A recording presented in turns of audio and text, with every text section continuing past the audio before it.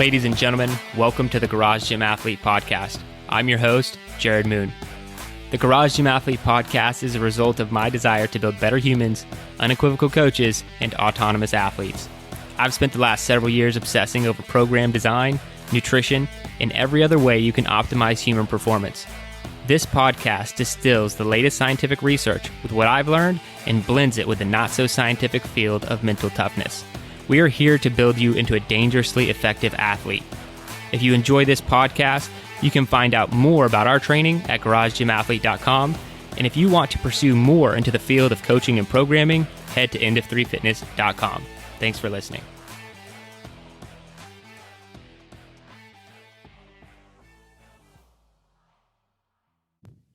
All right, ladies and gentlemen, welcome to the Garage Gym Athlete Podcast. VD is here, Ashley is here, and Joe Courtney is here. What's up, everyone? Guten Tag. Hello. No updates. Let's start with Bahrain. Yeah. I mean, I am in the future. I am kind of first anyway. Back on the rack. So I finally went to the base gym and squatted there. Actually was able to use squat rack, which is very nice because I didn't have to clean the weight and move it to my back. Not that I don't mind that, but I could do significantly more weight. The base gym is pretty nice. It's pretty cool, even though it's really frustrating that so everything's like segregated now because of COVID and whatnot. They're like in their own little blocked spaces, and like so that makes sure you're 6 feet apart and whatnot. But there's what the squat racks are. For some reason, 2 of the squat racks are taped off because you don't want people squatting too close to each other. But if you think about it, a barbell is like 6 feet. You got 3 feet on either end. You're not going to be that close. I don't know why they're roped off, and it's really annoying. I think a barbell is actually like 7 feet, isn't it? Like it's taller than me. Yeah. So I don't know why it's like that. It's annoying. Bad math on their part. Yeah. And, barbells almost socially distance themselves. Exactly. Well, it is metric system, so conversion errors. And they even have like 3 platforms, and they're not. It's like all the platforms are completely fine. They're not. There's not like every other thing going on there. Have you spoken to management?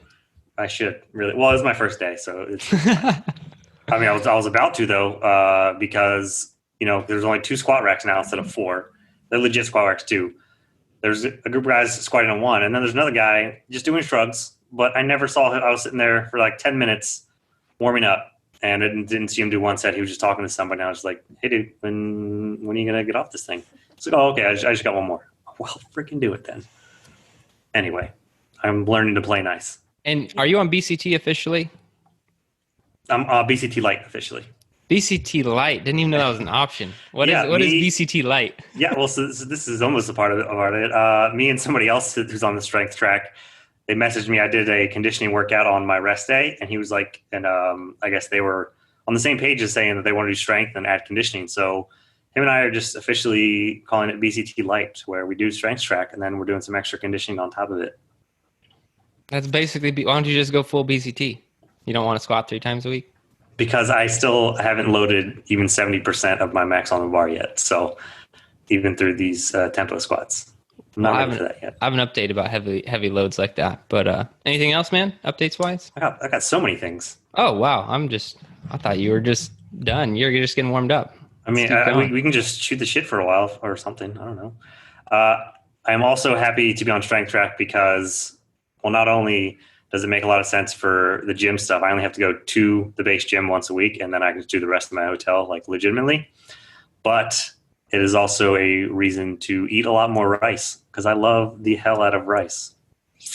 So it's my rice track. BCT Lite rice track. Yep. You will not find an option to track change for that, just so all athletes are aware. All right. Yeah. And I think we convinced Jared to read Dune, by the way. Yes. It's under consideration. To the dark side. You can even go into how and why that came about because of something at home. No, I don't need to talk about anything like that. All right. Another day. All right, Ashley, how's life? Are you done, Joe? I'm finally done. I'll relinquish the mic. I'm good. Tomorrow is my update with the doctor, so I'm I'm just pumped. I'm just ready to move on from this. So it's been a little over 4 weeks. So I feel like it's just been so long and so much waiting. So just ready to move forward and figure out what the heck we're going to do with this thyroid of mine. But anyways, yeah. And then hurricane season is upon us. Got another hurricane it's looking like it's going to go to Louisiana, which that stinks for Louisiana. But they said it was going to be a category 2, but my neighbor, he's funny. He came over today and he was like, I think it's actually going to upgrade to a category 4. So, but anyways, we'll see what happens. Nobody really knows. You never know the trajectory of it, but, yeah. So hurricane number 2, hopefully this time I'll have my husband, but typically they hurrivac jets. So, Connor and I will just crush it. If it gets too bad, obviously we'll leave. They just need to add a little space for you guys in the back to fly with Scott. Because think about how quickly you evacuate in an F-35, right? Like, you're not wrong, but it's definitely you'd be in New York in like an hour and a half and just like, we're good. $2 million evacuation for 3 people. Yeah. The funny thing is, like, I think Seymour Johnson, which is where we were stationed, like at the very beginning with the Strike Eagle, is the Hurrivac place. So Scott was like, just come up to North Carolina and come to Goldsboro. I'm like, I don't know about that. But not the most exciting place in the world, but yeah, you're not wrong. But yeah, that's mine. Cool. BD. So my updates are ups and downs. So last week was kind of a roller coaster a little bit for me. So for those that don't know, I have 3 kids, all girls, because I'm very fortunate. And a flyer, apparently. And a flyer, because that's a thing. We're not allowed to have boys. I'm still looking for that study, though. And then, I put it in the chat last week. What's that? I put it in the chat last week. There's there's like 2 or 3 studies on aviation, like astronauts and aviators having more females than males. But we don't see it in the planned studies as well. Oh, you want to like cover it. I don't know how that would apply to a garage gym athlete at all. It applies to this one. We can cover it for the few. I know we have this one. We have a couple of aviators in the community. Maybe we will hit it as a study. Yeah, so 3 kids, right? Our youngest does not go to school. She's only 2. Our middle is 10, and she chooses to do homeschool, so we allow that and actually encourage it. But our oldest is 15 and wants to go to school. And that was a great idea until last week when they sent her home because she was exposed to the COVID. And so we had our humans in progress is what we're calling them, our hips, if you will. One of them was home all last week. So that created a different challenge because I'm learning about math that I haven't done for 15 years.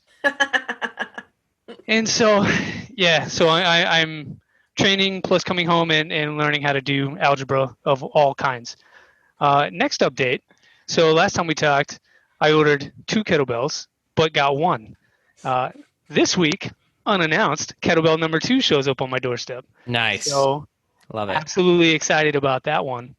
Kind of made up for the whole COVID thing. And then final biggest update, the one I am most excited to share with you all.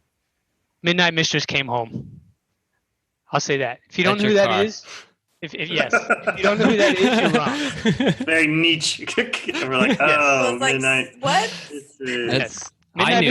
Midnight Mistress is my car. Midnight Mistress is my GTR that I got in Japan. Finally delivered Thursday afternoon. But it came from Dallas, and it came with its own 1/8-inch layer of dust and dirt all over the car. So about 8 hours of detail work later, I go to jump in it. I'm super excited to drive.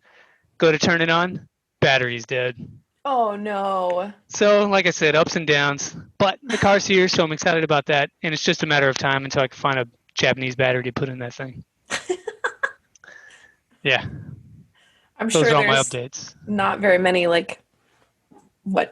people that can deal with different types of cars that aren't, American cars out where you are. Gigantic lifted trucks in Oklahoma? Yeah. Exactly. Yeah, there's just tons of GTRs around here. That's what we do in Oklahoma, I guess. How close are you to the Tiger King?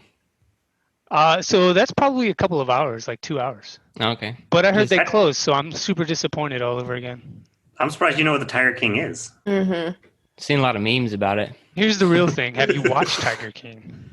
No, and I pride myself on that. Yeah, I have not. I think that's a false sense of pride. You have to watch. Okay.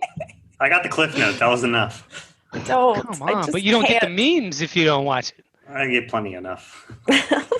Carol Baskin sucks. That's about what you need to know. Dangerous.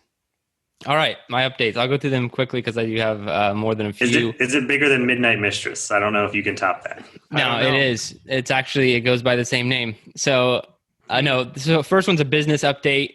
This is for Into 3 Fitness. We are running our final coaching cohort of 2020 for the EO3 coaching certification, our Coach Accelerator program. I know this does not apply to everyone listening, but for those of you that are interested, we are going to be emailing out a bunch of information. Joe will be posting stuff on Instagram. To get signed up, make sure that you know, because this is the last round that we will accept coaches, October 2020, this month. And then we won't take any more coaches for the rest of the year before the program does change. Price most likely going up. How we accept people most likely going to change. So there are going to be some significant changes in 2021. So if this is something you know about and you've been thinking about, now is the time to get involved. If you don't want to wait for our emails or whatever, you can just go to into3fitness.com and you'll find our coach certification there in the main menu. You can go, apply and do all those things right now as we speak. So just so everyone knows that's coming, because it will shut down officially at the end of October. I won't be talking to anybody about it or having anyone else on board as a new coach for the rest of the year after that. So something to know. All right, now more personal updates. BCT updates, boring concurrent training. So we had 19 to start. We're down to 18 athletes. And I'm going to give updates on how many we end up with by the end. So one quitter after 1 week. Not going to name any names, but one quitter after 1 week. And that's about it. It's fun. It's a lot of running and squatting. But I did jack up my lower back doing sprint intervals in a neighborhood. I did not realize how hard it was going to be to utilize a track in the state of Texas, because I have to go Sunday, like early morning, or show up at like 4 a.m. to find a high school track that's not in use, because there's either practices going on. Saturday, there's games going on at multiple different high school fields around me from like 8 a.m. the whole day. And so, yeah, it's just hard to get in on track. So I did intervals in my neighborhood, around my neighborhood. And where I live now, there are no sidewalks. The roads got paved like 57 years ago and haven't been touched, and they're super jacked up. So anyway, I knew it was that too. I was like running. I'm like, my back, I'm taking some weird steps here, trying to like sprint, 400 meters on like a turn and all that stuff. It's a really bad idea. So anyway, jacked up my lower back, which I was like, it's the first week, right? And so that was towards the end of last week doing intervals. And then Monday, day one, after I get some recovery, I'm like, okay, well, lower back's feeling a little off, and we're going 10 sets of 3 repetitions at 85%. Great. Let's see how this feels. It fixed my lower back. Completely fixed it. I had to talk to some of my physical therapy friends to understand this concept of how it's possible. But I did I was like, my lower back, I warmed up, and I was even like, you know what, I might push this session later because my lower back's not feeling it, and this seems like a bad idea. I did the first set, and I was like, okay, that feels better. And then by the third set, my lower back wasn't in pain anymore. And I'm maintaining like perfect form on all these squats and depth and everything. And he went into a long explanation about potentiation and all this stuff. I'm sure some of the PTs listening know better than I do. But he's like, we'll see how you feel like 12 hours after the lift. Maybe it's just, it's either this or it could be endorphins type, pain relief. But it's like 100%. I feel good to go right now. I'm going to go for a run after this podcast, and I feel great. So if you have a lot of lower back pain, talk to a physical therapist. I wasn't going to say squat heavy. Squat heavy, yeah. No, talk to a physical therapist. I'm just telling you what happened to me. So that's what happened. Now, This is my last update. I know the updates are a little long, but this one's super important. This is the big one. Last week, jacking up my back, running all over the place, made me decide to buy a Trueform runner. I knew it. So there are 3 reasons I bought one. One, I wanted one.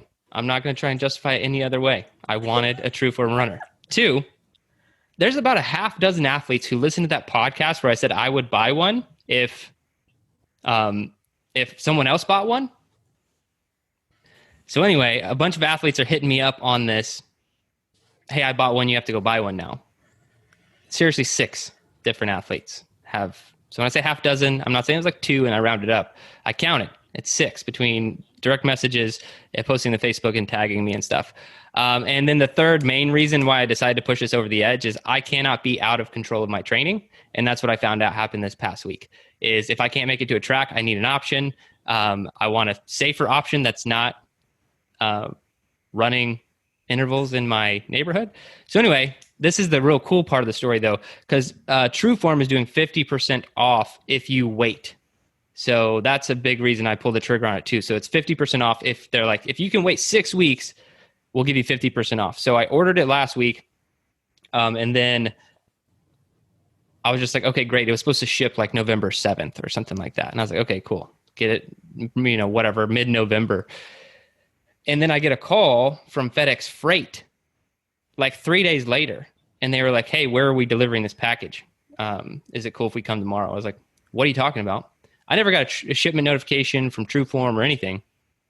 And then they had my old address. They're like, this is where we're going to deliver it. And I was like, well, that's not going to work. And then they had this big thing that, well, you either have to come pick it up or we're delivering it to your old address because we can't change it. So I was like, okay, I guess this is the Trueform runner. I don't know. I went there and it was. I mean, what else? I haven't ordered anything else. So I have a Trueform runner in my garage and I saved 50% and waited 4 days for it. So, oh my gosh. Yeah. And I don't know why that happened. I know Chris Morgan, he did the same thing. He told me about it. We exchanged a few emails. I think he's still waiting.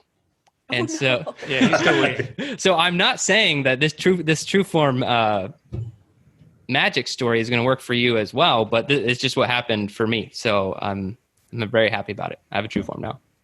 So what you're saying is if your back hurts or if you want a Trueform, just do 10 by 3 squats. You know, I don't know if that's what I'm saying. I don't know if I... Yeah, I just think he went running, searching for potholes. And was like, see, Emily, I just need that thing. I almost was asking like... If that was the easiest piece of equipment to get approved for by her that of anything I've ever purchased. So she was like, yeah, I'll use that. And I was like, all right, we won't talk about cost. Just... You want a treadmill too? Great. Let's business expense. Not a treadmill. Oh my gosh. All right. So that is it. That's my story. I've been keeping it so hard under wraps here because I wanted to surprise you guys on the podcast. So is today the first time you're going to try it out? Well, I mean, I've tried it out. Okay. No, I'm actually going to. No. So today is a 5-mile run, and I want to do my 5-mile run outside because there's about 300 feet of elevation change in my 5-mile run. So I want like direct comparisons, but I'll probably do, to be honest, most of my interval running on it. Just because, I can. So there we go. You might find that, I don't know if you said you tried it out, but for the one that's in the gym on base for the boys, like I found that like I have to step differently. Like I have to really think about my pose running, like actually hitting on the balls of my feet. And because if not, like I go too far on my toes because of the curve, I think. Mm-hmm. And so like my calves will get super tight because I'm like almost toe running and, you're kind of pulling down with I don't know. Anyways, ours is an assault runner. I think it's not a Trueform though. So I've never run on an actual Trueform. Yeah. I mean, I ran, I've been using it for warm-ups and ran at least a mile on it because you can calibrate your Garmin to your treadmill. So I did, You have to run at least a mile. So I did that. It seems fine. I mean, I'm pretty much a 4-foot runner and have practiced that for a long time and didn't notice. When I first got on it, the funniest thing about it was I felt like I had to continually go faster. And so I was like, I'm like sprinting. And I'm like, is there like So like, how do I slow down on this thing? And eventually I figured it out, but yeah, it felt ridiculous the first time I stepped on it, but I think I got it figured out after a mile. So more updates on that. More updates to come for sure. All right, study time. So the study reviewed was effect of augmented feedback on velocity performance during strength-oriented and power-oriented resistance training sessions. So there were 17 male collegiate sports science students with an average training experience of 1.5 plus or minus 0.9 years participated, and the study examined if receiving verbal velocity feedback following every rep during 4x5 at 75% of the 1 rep max on the squat and bench press, and 4x5 at 30% of 1 rep max on the jump squat and bench press throws enhanced velocity. So in the actual study, they called it KR, which is knowledge of results. So people who got that verbal feedback during, and those who didn't, essentially, was the velocity better? And we've talked about velocity at least twice on the podcast already. I think episode 30, we covered a very similar study to this one, but we've also just talked about velocity and dynamic effort in general and how that builds power, which builds more strength. So anyway, that's what they were looking at. I already mentioned the 17 people, how they did it. It was a crossover design, so they had 5 sessions to complete the study. Week 1, the first session tested 1 rep max. Week 2, they performed 2 sessions, 48 hours apart, and then they under one condition, and then they did the opposite condition in week 3. That's what crossover typically means. They do both, and that's it. But without getting into the results kind of verbal cues help. Like that's essentially what it is, but I'll get into more of that. What do you guys have on the study? So it's very simple, very cues help. And it reminded me of back when I was doing a strength and conditioning program at my old gym back when we were living in Arlington. There was a coach there that whenever he would watch us, he would like basically yell at us while we were doing things, and really just help keep your mind off stuff, especially like back squats. A lot of times when you do back squats, especially higher rep or higher weight, you're just thinking, holy crap, this sucks. This is heavy. I'm out of breath, and I don't know how long it's going to take me to get back up. But if somebody's actually like, oh, no, go faster. Oh, no, squeeze those glutes. Oh, no, do this. You're just like, okay, dang it, get off my back. And then that's all you're thinking about. You're not thinking about how much it sucks. So mentally dialing it in is a big takeaway from this. If you're actually like thinking about it versus, if you really need to, you can just have somebody record themselves saying go faster and then just play that over and over like a metronome. But that would just be a weird, do what you got to do. I think you described the WASP theory covered in earlier podcasts. Murder hornets. Yeah. Yeah. And the ants on the hands. Yeah. Right. Ants, wasps, or verbal feedback from a training partner. Yeah. Yeah. Take your pick, whatever it is. One thing about the study, they had a bench press throw, which I thought was really weird, but I think they were doing it on a Smith machine. They were. Yeah. And yeah. All it made me think about was the ball throws that we do, because I've played the bench and do. So I was like, oh, maybe that's what they did. And then I was like, what? What is maybe that's what they should have done. Yeah. So this also made me think of the form fail that Marco's kind of doing right now, to where when you're squatting or doing whatever, and right when your form breaks down is when you should stop. Well, it's kind of at the same time, if your form is, that's when your form is breaking down. That's also probably when your velocity is breaking down too. So if you can't actually record yourself or have a velocity meter, whatever the heck they're using to see if your velocity slows, a form fail cue is also similar, because you can tell when your form is breaking down. But if you're lifting to velocity, once your velocity breaks down, it's kind of a cool way to work in that with the velocity. Yeah, that's how I like when I do athlete briefs on dynamic efforts. That's how I coach it a lot of times. Like in conditioning, we're always talking about being sustainable and repeatable. And I have no better way to explain it in dynamic efforts other than when you lose your speed. And so it's when you are no longer moving, and you're like, I'm just kind of doing it. It's not fast anymore. It's typically a good point to stop. It's not really necessary. You're not getting as much benefit from it anymore. Yep. Clearly feedback works. That's, what we all agree on this. And then I second what Joe said, like, 1 rep max. Like for me, I was slowing it down when I first started weightlifting. I don't know why. I just made like my 1 rep max, my heavy back squat, like almost tempo. I would just go down super slow. And then it would take me a while to get up. I would get up, but it was more of a struggle. And so I would have a coach behind me. You need to be basically more explosive. You need to come down faster and come up and whatnot. So it doesn't surprise me that the strength increased because, it just makes sense, right? So for our athletes, I think something that they could do is kind of what we talked about, like just maybe videoing yourself and kind of see like, okay, where do I break down? Like, where do I slow down in order to work that, whether it be for like what they were doing, like 75% or, heavier stuff, just to see like how fast that, just where they can improve, I guess, is what I would say, is maybe video yourself and take a look. And then, if you need to, you can always just post it in the group too, and people can chime in. And there are plenty of apps. I don't recall any of them. I think we looked them up last time we had a velocity one. I don't ever use them. That's why I don't have like a recommendation, but you can like set them to the side of your lift and it'll track the middle of the barbell. And I'm sure it's fairly accurate. If it's not 100% accurate, it's at least probably the same amount wrong every time. So you can track the velocity, your actual, bar path and bar speed. So that's something, if you want to like really check it out, that's an easy way to do it.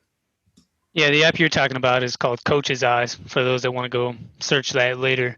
Yeah, Coach's Eye will do that for you. You can put a dot on the end of the barbell. I used to use that one, but I didn't know that they do that. That's cool. You can put a dot on the end of the barbell and it'll track it and show you the path and everything. Nice. Yeah. I used to use it when I did more Olympic lifting. I don't really do a lot of that now, so I don't use it. But anyway, so filming yourself, everyone kind of suggested that's a good way to do it. You can also have someone else film you, wife, loved one, whatever. You see it a lot during Fit Week when we're all filming ourselves, and then not so much the rest of the time. Like some people will still post stuff, but every once in a while you see one of those form check posts. Go ahead and put that stuff out there for each other, help each other out. If you think someone's moving slower, they could go faster, like put that stuff out there. Maybe that's the coaching that they're looking for. So help each other. Recently I had a question from an athlete, and we'll call him Krampus. But he love it. He put it out there and was like, hey, what do you think about this form? How can I improve or whatever? And that's something that we talked about, being faster. And then also the movement pattern was a little bit off too. So I gave him those cues, and Krampus sent back a new video saying, hey, how does this one look? And all of those improvements were immediate. And obviously we were doing this in the middle of when he was squatting, but Krampus improved. So maybe you can too. I think if you say Krampus 3 times, that monster is actually going to show up. That was the goal. So that was my 3 times hidden, but you just called it out. So he definitely will be here now. Dang. 60 days, baby. I would say filming yourself in general is just a good idea. Like I'm filming a good amount of not every single squat session, but some of my squat sessions, partly because we're going to be putting some of my training from BCT on YouTube. So you guys can check that out on YouTube. The next one should release this month sometime. But I've also noticed if I'm going to be filming myself, my form's going to be perfect, or I'm going to try to at least. Not only I'm really emphasizing my form in the training, because if I want to get to 5-minute mile, 500-pound back squat, I don't want to get to a 500-pound back squat that's debatable. Where someone's like, I don't know on the depth or whatever. I want it to be very clear, and so I'm trying to make sure I hit depth every single rep. And so if I feel that I am, that I'm also filming that I am, and it really helps check my form. I'm also looking for any breakdown that could possibly occur. But I would say, other than filming yourself, like this, I think this is a good case for having the occasional training partner. If not, I know it's not like I don't have a training partner 99% of the time. Most of us don't. And it's kind of hard as a garage gym athlete. VD mentioned, loved one, whoever you could get in there, like during Fit Week. But however you can get that feedback or someone to make you move weight faster, I mean, I've had my entire family in the garage before when doing squats or whatever, and obviously going to try a little bit harder. I think Greg Glassman even had a statement once that even if your dog was in there watching you row, you would row faster if you had another life form watching you as opposed to just doing it by yourself. So it's good to have another person if you can. If you can't, hey, post videos, watch yourself, try and get that feedback however you can. But the bigger takeaway too beyond this is that one, velocity is very important. I've always called it the missing element in strength programs because most people are not training it. But two, this was in the review, but there are 5 studies basically saying that this is effective. Verbal cues to increase your velocity. And so it's coming, like, we're not doing the systematic review, but you almost could. Like, it's just proven at this point. There are so many different studies. How do verbal cues help athletes become stronger and faster? And it's just proven. This isn't one study. This is the 5th that I know of that says these verbal cues are going to help you out. So if you can fit those into your training somehow, I highly recommend it for all the garage gym athletes. And that'd be my main takeaway. Cool. Good stuff. What's next? Next, we have, I improperly named, people were confused at first, but I called it muscle contraction practice, but that's not right. So I'm just going to say how you warm up certain muscles for what you're about to do, and not specifically warm up. This is actually more of a, I guess, very hyper-focused, specific talk about warm-ups. And to kind of paint a picture, I'll go first of what made me think of it, and that's thinking of lats and mid-back for me personally of how and what I do.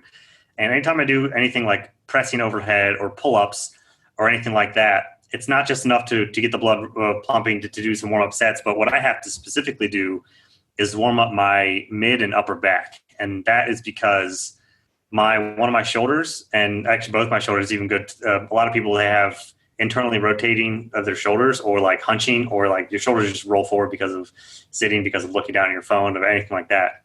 So a cue and something that I've started to do anytime I do upper body and anything overhead is warming up my mid and upper back, because that will pull your shoulder blades back. That will externally rotate your shoulders so that you can go overhead properly, free up a lot of space, and then it'll just be a lot easier to move. And things that I do for this is like banded pull aparts. So if you take you're going to need a light band, hand straight out in front, both palms down, and then literally just pull your hands, stretch the band, pull it apart, parallel to the ground, all the way out, and then pause, and then do that, and then go back. And anytime you do banded stuff, you're going to want to go slower. So I do them both palms down and palms up, and then some. When I had my what are those called, dude? It's been so long. Crossover symmetry. Crossover symmetry. When I had those, I would do all kinds of flies, or like shoulder flies, pulling out, high to low, any kind of things to warm up the mid and upper back, because I notice a huge difference if I do a couple of presses or pull-ups and then I go do my warm-up stuff. It just feels so much more free, and it's just really activating, getting the back all involved, and it also helps to trigger the lats as well for me. Yeah, so let's call it muscle activation. I guess like how are we utilizing that in our warm-up strategies, I think is a good overall topic. Ashley, what do you do? So like today we did barbell bicep curls, and we did some like bench dips, and so a lot of arm stuff, I would say, and then ring rows and Superman. Sesh. It was a bro sesh. I love those things. So for that, like, I'm in a different boat of, I think, Joe, out of all of us, you probably warm up the most. I could be wrong in saying that, but I like to get the blood flowing. So I do the Michael Phelps is what I call it. So if I'm doing anything with arms or benching or anything like that, it's where you just like swing your arms back and forth across your chest and kind of like, the meathead swing. Yeah, the meathead swing. I call it the Michael Phelps. I also do above And then I'll do some pass-throughs. I don't have a PVC pipe, even though it's super easy to go get. So you either go get a PVC pipe, or I'll take bands and do pass-throughs as well and just kind of warm up. And then I will do a couple of reps of what we're about to do. So for example, today with just some light plates, I did some curls. I did a couple of dips, and then I did a couple of ring rows. I didn't do a couple of Supermans because I just was, anyways. So I do that. And also, like, if I'm running or doing deadlifts or whatnot, I like to do for my hamstrings, that they're speed toe touches. Does anyone else do those? It also gets my heart elevated as well, heart rate. And so I don't ever do anything like holding for long periods of time when I warm up. So I'll do those, or do, what are they called? Where you just kind of like kick your feet to the tops of your hands. Yeah, Frankensteins. I'll do those as well to warm up. But yeah, I am a huge advocate for warming up, and I just know for me, like I get pretty warm pretty fast, so I'm able to do things fairly quickly and efficiently, and then go ahead and knock out my my workout. Sounds like you target the joints a bit more and do go about a bit more dynamic, which actually I noticed Liz does that as well. So I don't, because I have some mobility issues and things are just sticky, so I hyper focus certain areas. Yeah. But I noticed with Liz, when she warms up, she's much more dynamic. She's doing lunges and then coming back and doing inchworms and then some other things like that in a much more quicker pace than me. Yeah. Yeah, I'll typically do a combination of what both of you guys are saying. So for me, today was deadlifts, pressing, and a few AMRAPs. But for me to get ready for the deadlift, I'm doing single leg stuff. So that way I can get a lateral imbalances grease and getting both sides working the same. So I typically do single leg or single arm depending on the workout. And then I do some kind of range of motion movements. So actually you were talking about the meathead swing. I'll do a Cuban press, which is more kind of like a high pull with a dumbbell and then a rotation into the vertical position and then pressing overhead. So I'll do that with a couple of dumbbells and I'll do them as a pair. And that kind of gets me that full range of motion ready for pressing. And then I'll typically do something that's more to spike my heart rate. So for today's example, I did burpees. And so burpees help me grease that hinge pattern that I'm going to need for the deadlift. I get the push up in the bottom, so that kind of hits the anterior shoulder a little bit. And then I get the jump. So I'm getting the blood flowing, and then I'll follow that up with a row, specifically a row, because again, I'm getting the push with the legs, the pull with the arms. So I'm greasing that back, getting it ready for the pressing part of the movement. And then typically I'll do a throwaway set, or what I call a throwaway set. So before my first set of deadlift, I'll go about 50% of what I plan on using, do a few reps with that, don't really log it or anything, then load up the weight that I'm about to use and go to work. Nice. So my muscle activation strategy, I kind of look at it like investing. Like if you were just going to get started in investing, it's probably better to start with like $5 just in case you lose it, as opposed to like, you know what, never done this before, life savings, let's go.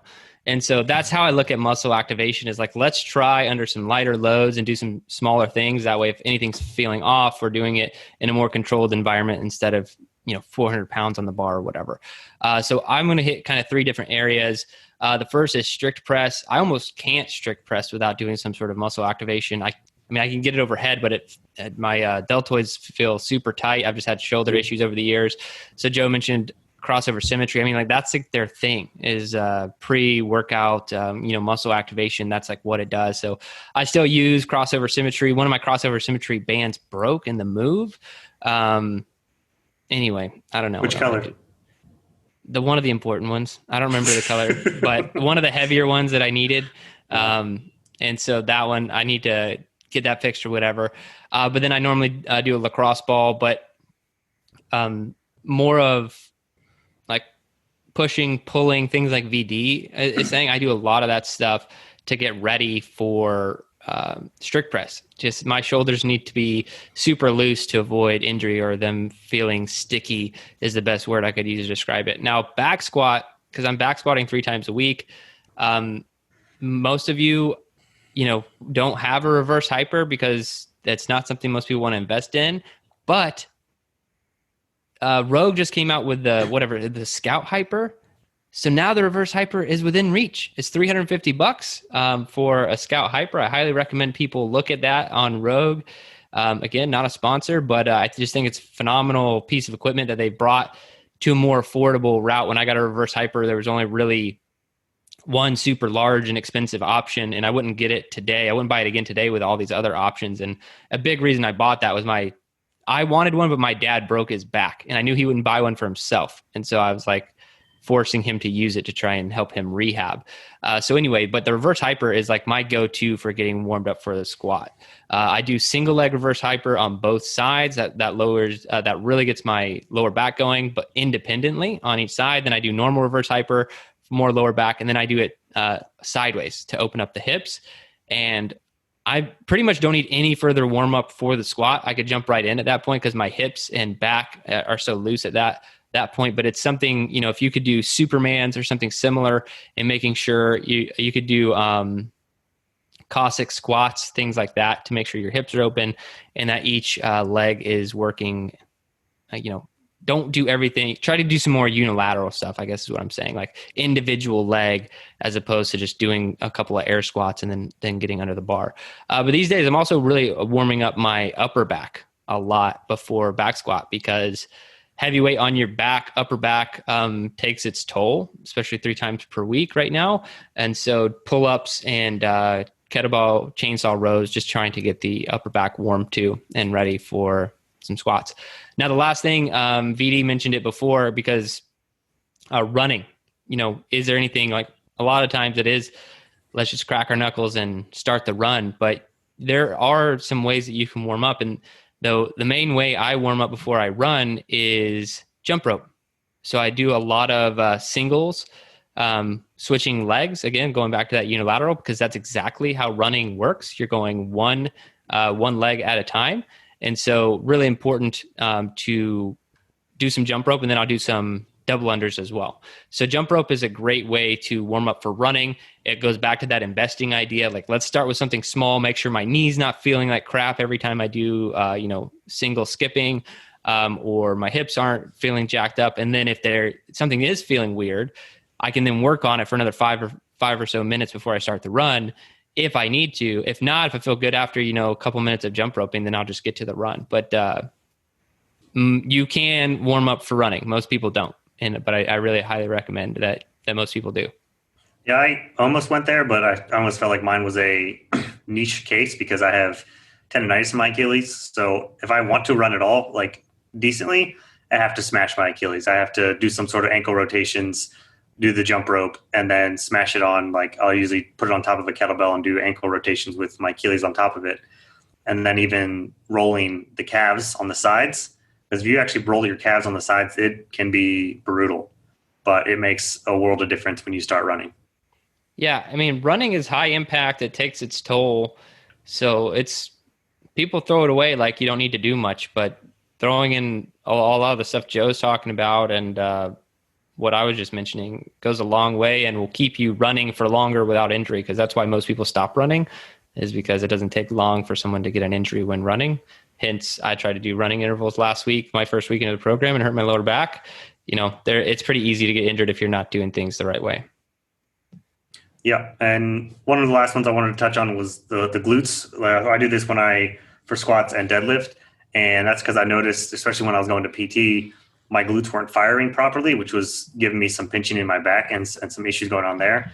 So after I do some hip mobility, really making sure the glutes are being turned on. So hip bridges, and then, as you guys were saying, unilateral work, doing single leg hip bridges before doing those, to where you do 10 reps on each side and really squeeze and pinch at the top and hold for a second.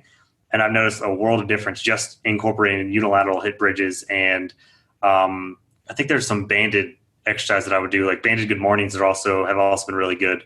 And I just noticed a world of difference with my squats and deadlifts once my glutes are really warmed up and firing. Another way to do that, walking lunges. And that's why on BCT track, the unfortunate brave souls are going to see a lot. I was waiting for people to get a little bit more like worked into the program, but there will be a lot of walking lunges in everyone's future. So, but it's a good way to get it. You guys are going to have glutes of steel. Yeah. All right. Workout. I'll take this one because this is actually my baby. It is yours. Yes. I made this one because one day I got some new slam balls and I was like, well, I need to play with these things. And I was just doing a whole bunch of ground to shoulders. And I was like, well, I need to get my heart rate up more too. So I'm going to start rowing. And funny enough, when I went to pull this up, if you Google End of 3 Fitness River Heist or End of 3 River Heist, we aren't the first one that pops up. It's this website called Wadwell that took our workout, even though they gave us credit and everything. But when they write up the workout, they wrote it up wrong. So it is not what they have. They took, I think so they don't wanted look at more that of version. Yeah, I think they wanted more of a CrossFit approach. They did the 1,000-meter row, but they did 1,000-pound totals of cleans. But if you're doing cleans, that's going to make this workout way easier. That's kind of missed the point of it. So first I'll say the workout. So the workout is 5 rounds for time with a 33-minute time cap. You'll do a 1,000-meter row or run, and then you'll do 1,000 pounds ground to shoulder. So pick a weight of ground to shoulder, and whatever you're going to do, add those, divide with that weight, and that's how many reps you do. So I started this with a slam ball. You can use a sandbag. You can kind of use a kettlebell, but you're going to have to set it down. With those other ones, you can kind of just drop it. And so back to what they did with the cleans, I would honestly say it would take me twice as fast with the cleans. So this didn't come up before with River Heist, and this is a barring approval, unofficial scale would be if you have to do cleans, then you double the pounds. I'm always making things harder. Yeah, why do you think cleans are easier?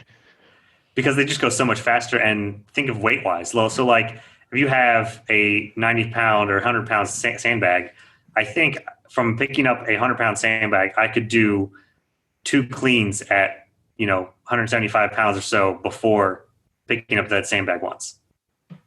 Truth. Okay. We can make it put the barbell down each rep, like you have to reset. Or how about burpee over barbell if you want to use a barbell? So if you want to use a barbell, keep it at 1,000 pounds, but you have to do burpee over barbell every rep. Okay, well, see, this is the peek into the. This is how Saturday window. Yeah.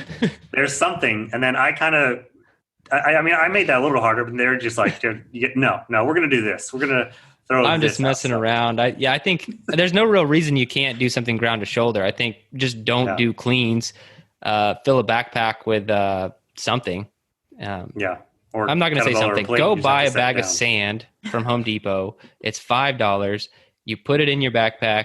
You don't even have to take it out of its container, or you can put it in trash bags and duct tape the trash bags closed. They have to be like the contractor ones. And now you have a sandbag. So it's fairly simple to make these things. Yeah. So this won't be the most grueling, but I think it's kind of fun just because it changes things up a little bit, going from rowing to ground to shoulder. You can play with your sandbags or slam balls or whatever you guys might have. I would say for the 1,000-meter row, try and keep at your 2,000-meter row pace, if not a little bit faster, to make it awesome. So just cut your 2,000-meter row. For word. Well, I mean, if you think about it, it's just like that we went from 1.5 mile run to a mile, so it's easier, but it's the same pace, right? But it's the same way with 1,000-meter row. Keep your 2,000-meter pace, and I think that will keep you at a good pace to finish the workout under the time cap for most. Yeah. I think overall, just hit it at 85% for those first 4 rounds. And then on your 5th round, you got nothing left. So just put it all out there and kill it. My only thing was pick a heavier ball so that way you can do less reps. So I'll do like a 20-pound ball, and it's still 10 reps each round because it's 50 total reps if you do the math. Which is why it's funny for cleans, because like I normally clean if I'm going to do something quickly, it's 95 pounds, right? So if I did that 95, that's 10 total reps. Yeah, exactly. So You'd be done in no time. I would have to do 2 reps each round, So even with the burpee, I still think that doesn't make it hard enough in my No. So actually, I think it's 1,000 pounds each round. Oh, just kidding. So I have to do 50 reps. I thought it's 1,000 pounds total. No, you do 1,000 and then you do 1,000 pounds, either 1,000 meters, then you total 1,000 pounds, and then you repeat that. So it's 5,000 meters and 5,000 pounds. Look at you. Okay. Well, then I have to do 50 pounds with that ball. Like, I wonder why I finished that workout in 7 minutes the first time. I'm super fit. Yeah. No. Yeah. Just, you have to move fast, especially with the ball. And then I agree with Jared. I'm trying to think of like my 1,000-meter time, though. It's been a while since I've done that. But if I'm keeping like a consistent pace, I guess I can do it at around like a little bit over 4 minutes. So then I just round it up to 5 to be like, okay, 5 times 5 is 25. And then I only have however many minutes left till 33. So you got to move quickly on both the row, but also, I mean, very efficiently with those ground to shoulders. Yeah. So think about that. Because typically for ground to shoulder, for me, I pick the ball up, pick it over, turn around, pick it back up. But if it rolls, you know what I mean? So you kind of have to like figure that out. And it's more functional. Just going back to why not cleans.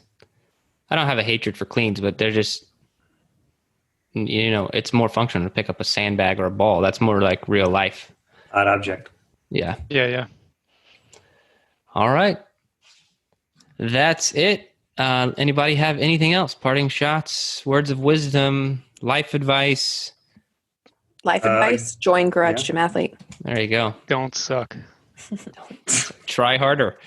And check out Garage Gym Athlete at the Garage Gym Athlete Instagram for the link for the mental toughness thing going on and leading up to the coaching course. Yeah, yep. And Joe's in charge of the Instagram and his DMs are open. He's like, no. Sure, yeah. We're at the end of the podcast, so don't worry. You'll see what happens, how open it is. It's like sending me an email. It's 50-50 shot. Hey, we get an auto email from you back. It's great. It's immediate. I actually changed that recently because it used to say, hey, I'll get back to your email like within 1 to 2 days. And then I was getting response emails 2 days later with people angry that my auto reply was wrong. And so I just changed it to, if you email me, you'll get a response eventually. Like, I don't know when that will be, but you will get a response. But it might take some time. I think I'm gonna apply that to my voicemail. Oh my gosh. Hey, to all the athletes out there, it's nothing personal. The joke is, if we're dying, don't text Jared because Jared won't see it for another week. So we'd be dead for a week before. You have to hit him up in Slack. Yeah, I'm bad at text message. I'm bad at email. But hey, whatever. It doesn't matter. What matters is our last cohort for the coaching course. You can go to into3fitness.com if you're interested in doing that. Again, sign up. We also have a webinar you can watch on that page if you just kind of want to learn more about our methodology, the ideas behind some of it. Scroll about halfway down the coach certification page, and there's a place to sign up for the webinar, not just do the survey. And that's it. If you want to join Garage Gym Athlete, always a good time. Just go to garagegymathlete.com and start a 14-day free trial. We have a little quiz you can take there too if you're undecided which track that you should be on. But it's a great place to be where we are really putting everything we have into the programming and community. So community is my favorite part, programming second. If you guys want to experience it, go to garagegymathlete.com and get started. Peace. Thanks for listening to the Garage Gym Athlete podcast. If you want to learn more, go to garagegymathlete.com. You can learn about our training. Let us send you a copy of our book, The Garage Gym Athlete, or you can even get featured on the Garage Gym Athlete podcast. Thanks for listening.